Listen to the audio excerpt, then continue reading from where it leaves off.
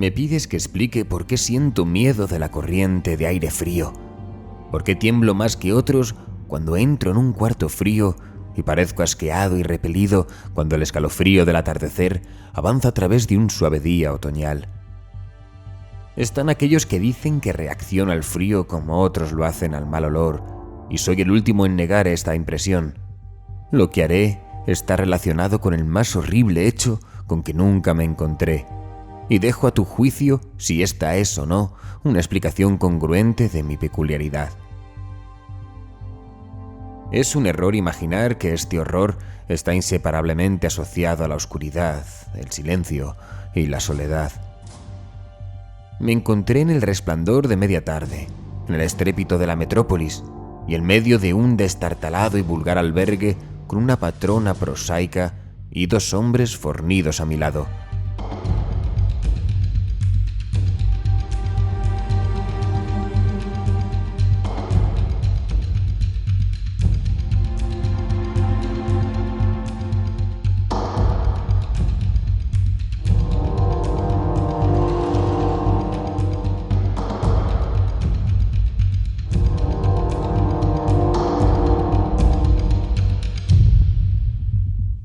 En la primavera de 1923 había adquirido un almacén de trabajo lúgubre y desaprovechado en la ciudad de Nueva York.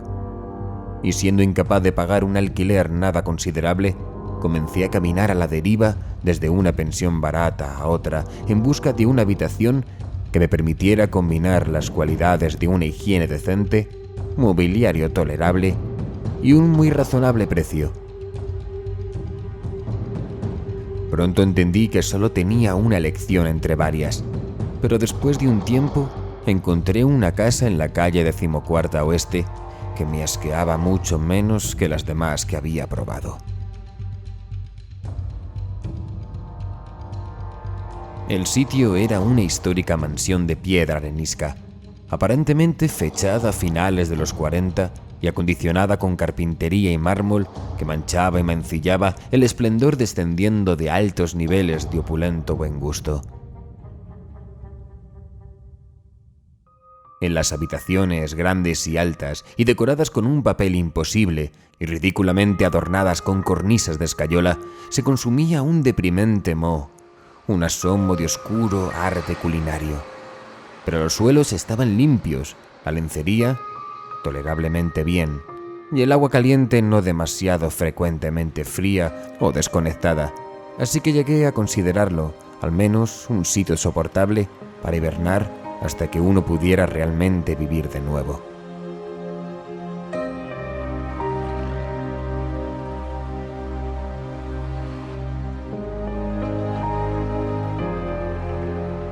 La casera, una desaliñada, casi barbuda mujer española llamada Herrero, no me molestaba con chismes o con críticas de la última lámpara eléctrica achicharrada en mi habitación del tercer piso frente al vestíbulo. Y mis compañeros inquilinos eran tan silenciosos y poco comunicativos como uno pudiera desear, siendo mayoritariamente hispanos de grado tosco y crudo. Solamente el estrépito de los coches en la calle de debajo resultaban una seria molestia.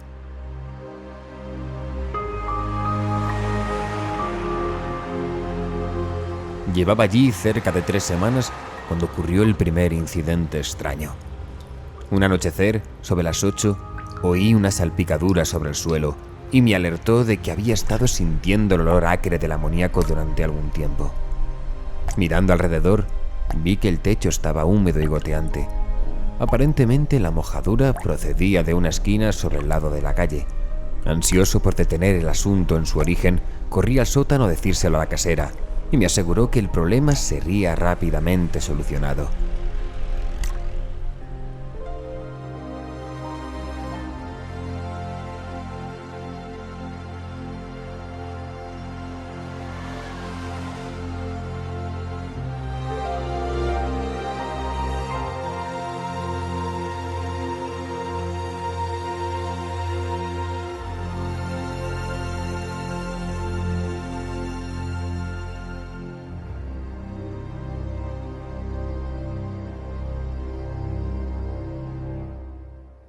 El doctor Muñoz lloriqueó mientras se apresuraba escaleras arriba delante de mí.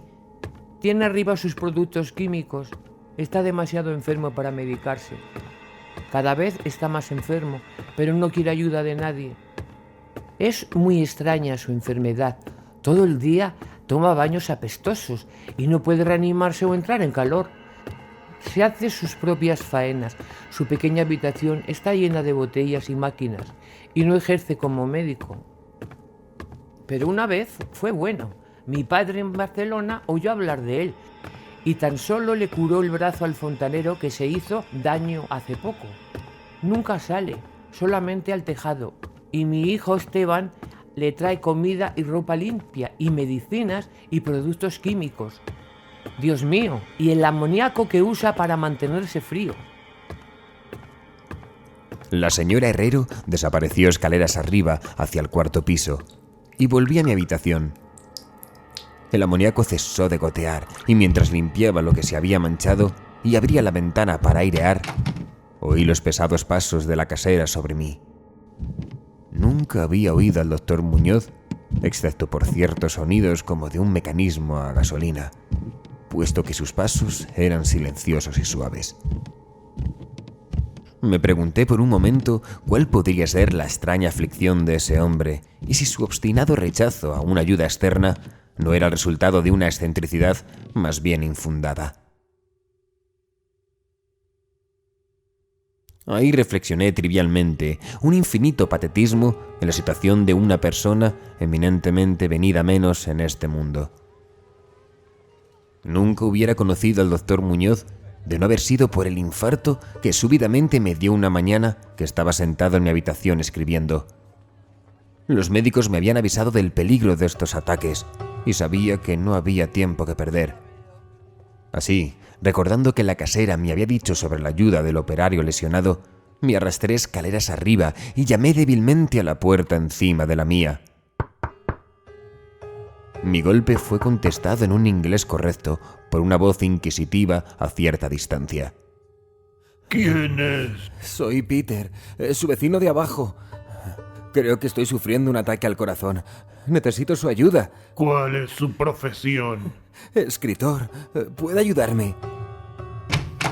Una ráfaga de aire frío me saludó, y sin embargo, el día era uno de los más calurosos del presente junio. Temblé mientras atravesaba el umbral entrando en un gran aposento, el cual me sorprendió por la decoración de buen gusto en este nido de mugre y de aspecto raído. Un sofacama, ahora cumpliendo su función diurna de sofá, y los muebles de caoba, fastuosas colgaduras, antiguos cuadros y librerías repletas revelaban el estudio de un gentil hombre más que un dormitorio de pensión. Ahora vi que el vestíbulo de la habitación sobre la mía, la pequeña habitación de botellas y máquinas que la señora Herrero había mencionado, era simplemente el laboratorio del doctor. Y de esta manera, su dormitorio permanecía en la espaciosa habitación contigua, cuya cómoda alcoba y gran baño adyacente le permitían camuflar el tocador y los evidentemente útiles aparatos. El doctor Muñoz, sin duda alguna, era un hombre de edad, cultura y distinción. La figura frente a mí era pequeña, pero exquisitamente proporcionada, y vestía un atavío formal de corte y hechura perfecto. Una cara larga avezada, aunque sin expresión altiva, estaba adornada por una pequeña barba gris y unos anticuados espejuelos protegían sus ojos oscuros y penetrantes. Una nariz aquilina que daba un toque árabe a una fisionomía, por otra parte, celta. Un abundante y bien cortado cabello que anunciaba puntuales visitas al peluquero estaba airosamente dividido encima de la frente alta, y el retrato completo denotaba un golpe de inteligencia y linaje y crianza superior. A pesar de todo, tan pronto como vi al doctor Muñoz en esa ráfaga de aire frío, sentí una repugnancia que no se podía justificar con su aspecto. Únicamente su pálido semblante y frialdad de trato podrían haber ofrecido una base física para este sentimiento. Incluso estas cosas habrían sido excusables considerando la conocida invalidez del hombre, podría también haber sido el frío singular que me alienaba. De tal modo, el frío era normal en un día tan caluroso, y lo anormal siempre despierta la aversión, desconfianza y miedo.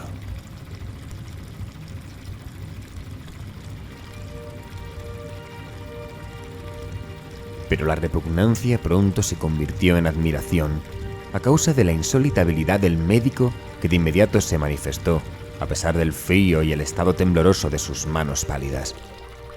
Entendió claramente mis necesidades de una mirada y las atendió con destreza magistral, al mismo tiempo que me reconfortaba con una voz de fina modulación, si bien curiosamente cavernosa y hueca, que era el más amargo enemigo del alma y había hundido su fortuna y perdido todos sus amigos en una vida consagrada a extravagantes experimentos para su desconcierto y extirpación. Algo de fanático benevolente parecía residir en él, y divagaba apenas mientras sondeaba mi pecho y mezclaba un trago de drogas adecuadas que traía del pequeño laboratorio. Evidentemente me encontraba en compañía de un hombre de buena cuna, una novedad excepcional en este ambiente sórdido, y se animaba en un inusual discurso como si recuerdos de sus días mejores surgieran de él. Su voz, siendo extraña, era al menos apaciguadora, y no podía entender cómo respiraba a través de las enrolladas frases locuaces. Buscaba distraer mis pensamientos de mi ataque hablando de sus teorías y experimentos. Y recuerdo su consuelo cuidadoso sobre mi corazón, débil, insistiendo en que la voluntad y la sabiduría hacen fuerte a un órgano para vivir. Podía, a través de una mejora científica de esas cualidades, una clase de brío nervioso, a pesar de los daños más graves, defectos, incluso la falta de energía en órganos específicos. Cualquier día podría enseñarle a vivir sin necesidad de ese inservible órgano que es el corazón.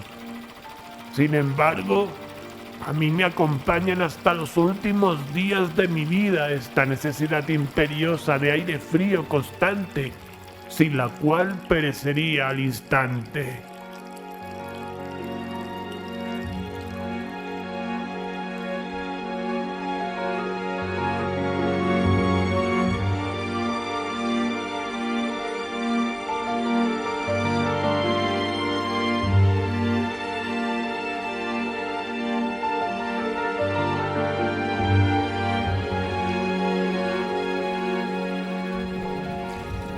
Cualquier subida de la temperatura señalada podría, si se prolongaba, afectarle fatalmente, y la frialdad de su habitación, alrededor de 55 o 56 grados Fahrenheit, era mantenida por un sistema de absorción de amoníaco frío y el motor de gasolina de esa bomba que yo había oído a menudo en mi habitación.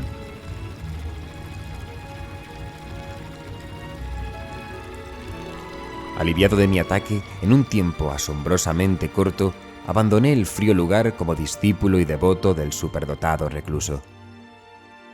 Después de eso le pagaba con frecuentes visitas, escuchando mientras me contaba investigaciones secretas y los más o menos terribles resultados, y temblaba un poco cuando examinaba los singulares y curiosamente antiguos volúmenes de sus estantes. Finalmente fui, puedo añadir, curado del todo de mi afección por sus hábiles servicios.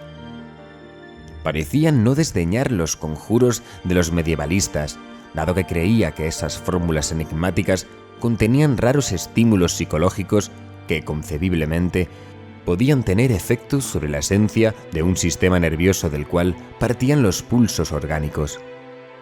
Había conocido por su influencia al anciano doctor Torres de Valencia, quien había compartido sus primeros experimentos y le había orientado a través de las grandes afecciones de 18 años atrás, de donde procedían sus desarreglos presentes. No hacía mucho, el venerable practicante había salvado a su colega de sucumbir al hosco enemigo contra el que había luchado. Quizá la tensión había sido demasiado grande. El doctor Muñoz lo había susurrado claro, aunque no con detalle, que los métodos de curación habían sido de lo más extraordinarios, aunque envolvía escenas y procesos no bienvenidos por los galenos ancianos y conservadores.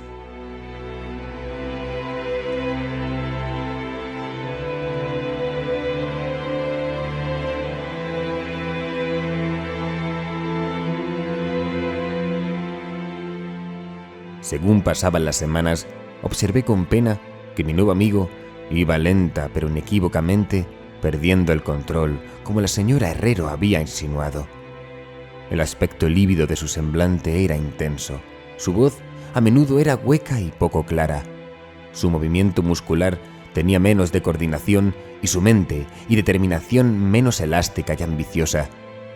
A pesar de este triste cambio, no parecía ignorante y poco a poco su expresión y conversación emplearon una ironía atroz que me restituyó algo de la sutil repulsión que originalmente había sentido. Un buen día, intrigado por un olor que desde hacía días dominaba su habitación, le pregunté: Vengo observando desde hace días cómo la habitación se impregna de un fuerte pero agradable olor. ¿A qué se debe, doctor? ¡Ah! Incienso traído directamente de Egipto, amigo mío. Es agradable, ¿verdad? A mí me gusta mucho y me hace sentir mucho mejor. Aunque la verdad es que necesitaría más frío en la habitación. Últimamente me noto débil y creo sin duda un poco más de frío mejoraría mi estado de salud. ¿Me ayudaría, Peter? Con mi ayuda, amplió la conducción de amoníaco de su habitación y modificó la bomba y la alimentación de su máquina refrigerante hasta poder mantener la temperatura por debajo de 34 o 40 grados y finalmente incluso en 28 grados. El baño y el laboratorio, por supuesto, eran los menos fríos, a fin de que el agua no se congelase, y este proceso químico no lo podría impedir. El vecino de al lado se quejaba del aire gélido de la puerta contigua, así que le ayudé a acondicionar unas pesadas cortinas para obviar el problema. Una especie de creciente temor, de forma estrafalaria y mórbida, parecía poseerle. Hablaba innecesariamente de la muerte, pero reía huecamente cuando cosas tales como entierro o funeral eran sugeridas gentilmente. La muerte, Peter, es algo que ha de llegarnos a todos. No entiendo por qué nos complicamos la vida con funerales y entierros. Una vez nos vayamos al otro mundo, ¿a quién diablos le importará todo eso? Con todo, llegaba a ser un compañero desconcertante e incluso atroz. A pesar de eso, en mi agradecimiento por su curación, no podía abandonarle a los extraños que le rodeaban, y me aseguraba de quitar el polvo a su habitación y atender sus necesidades diarias, embutido en un abrigo amplio que me compré especialmente para tal fin. Asimismo hice muchas de sus compras y me quedé boquiabierto de confusión ante algunos de los productos químicos que me pidió de farmacéuticos y casas suministradoras de laboratorios. Una creciente e inexplicable atmósfera de pánico parecía elevarse alrededor de su apartamento. La casa entera, como había dicho, tenía un olor rancio, pero el aroma de su habitación era peor. A pesar de las especias y el incienso y los acres productos químicos de los baños, ahora incesantes, que él insistía en tomar sin ayuda. Percibí que debía estar relacionado con su dolencia y me estremecía cuando reflexioné sobre qué dolencia podría ser. La señora Herrero se apartaba cuando se encontraba con él y me lo dejaba sin reservas a mí. Incluso no autorizaba a su hijo Esteban a continuar haciendo los recados para él. Cuando sugería a otros médicos, el paciente se encolerizaba de tal manera que parecían no atreverse a alcanzar. ¡Diablos, no! Nada de otros médicos. Solo conseguirían llevarme a la tumba antes de tiempo.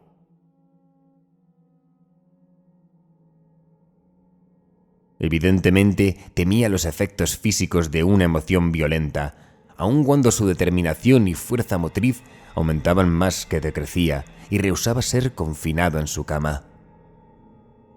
La dejadez de los primeros días de su enfermedad dio paso a un brioso retorno a su objetivo, así que parecía arrojar un reto al demonio de la muerte como si le agarrase a un antiguo enemigo. El hábito del almuerzo, curiosamente siempre de etiqueta, lo abandonó virtualmente y solo un poder mental parecía preservarlo de un derrumbamiento total. Adquirió el hábito de escribir largos documentos de determinada naturaleza, los cuales sellaba y rellenaba cuidadosamente con requerimientos que, después de su muerte, transmitió a ciertas personas que nombró, en su mayor parte de las Indias Orientales, incluyendo a un celebrado médico francés, que en estos momentos supongo muerto, y sobre el cual se habían murmurado las cosas más inconcebibles. Por casualidad quemé todos esos escritos sin entregar y cerrados. Su aspecto y voz llegaron a ser absolutamente aterradores y su presencia apenas soportable. Un día de septiembre, con un solo vistazo, indujo un ataque epiléptico a un hombre que había venido a reparar su lámpara eléctrica del escritorio. Un ataque para el cual recetó eficazmente mientras se mantenía oculto a la vista. Ese hombre, por extraño que parezca, había pasado por los horrores de la Gran Guerra sin haber sufrido ningún temor. Después, a mediados de octubre, el horror de los horrores llegó con pasmosa brusquedad. Una noche sobre las 11, la bomba de la máquina refrigeradora se rompió. De esta forma, durante 3 horas fue imposible la aplicación refrigerante de amoníaco. ¡Peter! ¡La máquina refrigerante se ha estropeado! ¡Por el amor de Dios, arréglala! El doctor Muñoz me avisó aporreando el suelo y trabajé desesperadamente para reparar el daño, mientras mi patrón maldecía en tono inánime, rechinando cavernosamente más allá de cualquier descripción. ¡Por todos los demonios, Peter! ¡Arregle esta máquina! No sabe las consecuencias que pueden tener estas horas sin el aire frío. ¡Arréglela! Mis esfuerzos aficionados, no obstante, confirmaron el daño, y cuando hube traído un mecánico de un garaje nocturno cercano, nos enteramos que de nada se podía hacer hasta la mañana siguiente, cuando se obtuviese un nuevo pistón. El moribundo ermitaño estaba furioso y alarmado, hinchado hasta proporciones grotescas. Parecía que se iba a hacer pedazos lo que quedaba de su endeble constitución, y de vez en cuando un espasmo le causaba chasquidos de las manos a los ojos y corría al baño. Buscaba a tientas el camino con la cara vendada ajustadamente, y nunca vi sus ojos de nuevo. La frialdad del aposento era ahora sensiblemente menor, y sobre las 5 de la mañana el doctor se retiró al baño, ordenándole mantenerle surtido de todo el hielo que pudiese obtener de las tiendas nocturnas y cafeterías. ¡Peter! ¡Por el amor de Dios! ¡Corra! ¡Tráigame hielo! ¡Corra! Cuando volvía de mis viajes, a veces desalentadores, y situaba mi botín ante la puerta cerrada del baño, dentro podía oír un chapoteo inquieto. Una espesa voz croaba la orden de ¡más! ¡Más! Lentamente rompió un caluroso día, y las tiendas abrieron una a una. Pedí a Esteban que me ayudase a traer hielo mientras yo conseguía el pistón de la bomba, o conseguía el pistón mientras yo continuaba con el hielo. Pero aleccionado por su madre, se negó totalmente. Finalmente contraté a un desaseado vagabundo que encontré en la esquina de la 8ª Avenida para cuidar al enfermo, abasteciéndolo de hielo de una pequeña tienda donde le presenté, y me empleé diligentemente en una tarea de encontrar un pistón de bomba y contratar a un operario competente para instalarlo. La tarea parecía interminable, y me enfurecía tanto o más violentamente que el ermitaño, cuando vi pasar las horas en un suspiro, dando vueltas a vanas llamadas telefónicas y en búsquedas frenéticas de sitio en sitio, aquí y allá, en metro y en coche. Sobre el mediodía encontré una casa de suministros adecuada en el centro, y a la 1:30 aproximadamente llegué a mi albergue con la parafernalia necesaria y 2 mecánicos robustos e inteligentes. Había hecho todo lo que había podido y esperaba llegar a tiempo.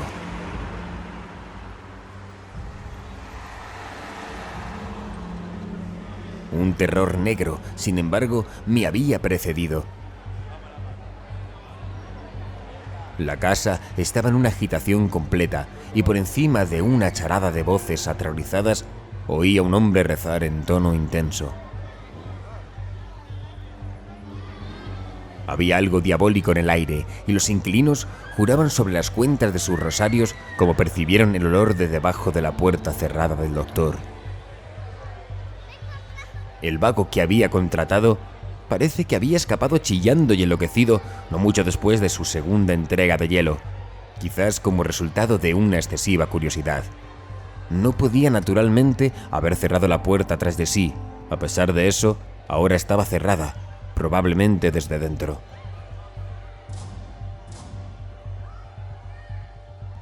No había ruido dentro, a excepción de algún tipo de innombrable, lento y abundante goteo.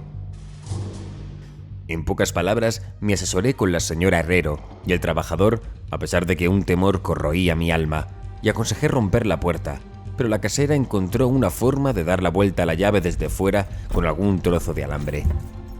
Previamente habíamos abierto las puertas de todas las habitaciones de ese pasillo y abrimos todas las ventanas al máximo. Ahora, con las narices protegidas por pañuelos, invadimos temerosamente la odiada habitación del sur que resplandecía con el caluroso sol de la primera hora de la tarde.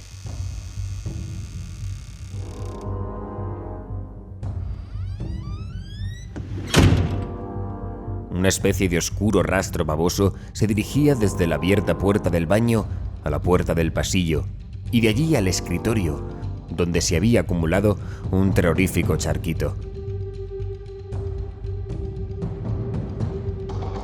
Algo había garabateado allí a lápiz con mano terrible y cegata sobre un trozo de papel embadurnado como si fuera con garras que hubiera trazado las últimas palabras apresuradas. Luego el rastro se dirigía al sofá y desaparecía. Lo que estaba o había estado sobre el sofá era algo que no me atrevo a decir.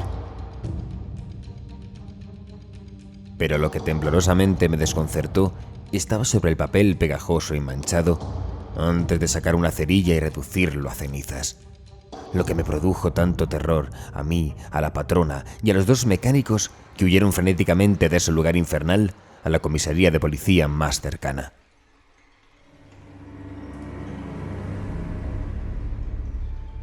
Las palabras nauseabundas parecían casi increíbles en ese soleado día, con el traqueteo de coches y camiones ascendiendo clamorosamente por la abarrotada calle 14ª. No obstante, confieso que en ese momento las creía. Tanto las creo que honestamente ahora no lo sé. Hay cosas acerca de las cuales es mejor no especular, y todo lo que puedo decir es que odio el olor del amoníaco y que aumenta mi desfallecimiento frente a una extraordinaria corriente de aire frío.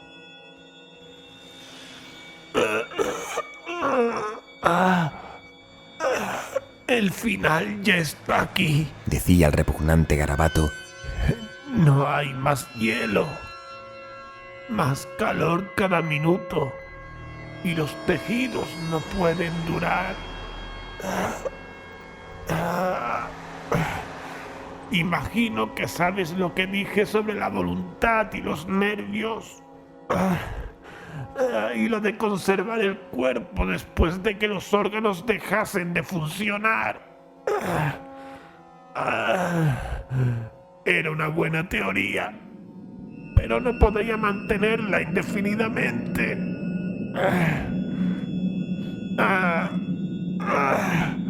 Había un deterioro gradual que no había previsto. El doctor Torres lo sabía, pero la conmoción lo mató. No pudo soportar lo que tenía que hacer.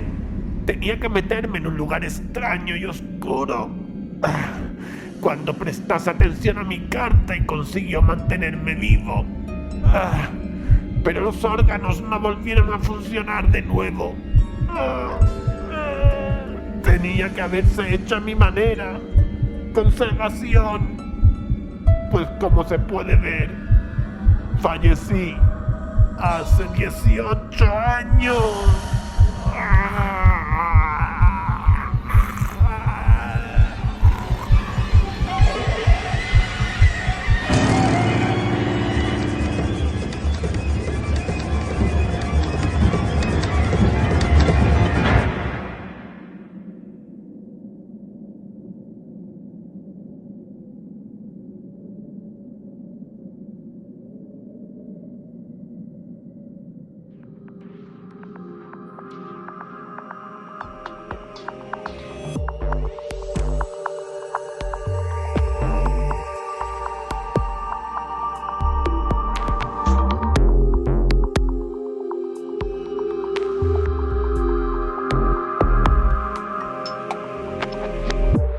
Han escuchado Aire frío, por Howard Phillips Lovecraft.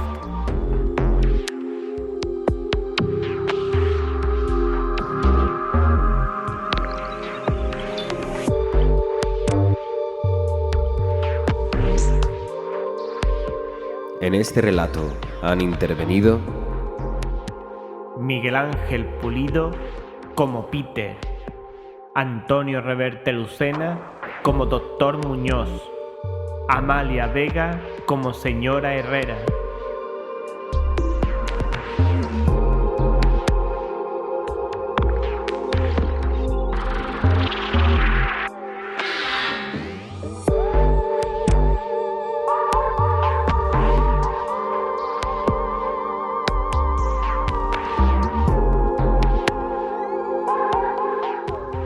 Para seguir viviendo el terror y sintiendo el miedo, no dejes de visitarnos a nuestra web www.terrorinadamas.org.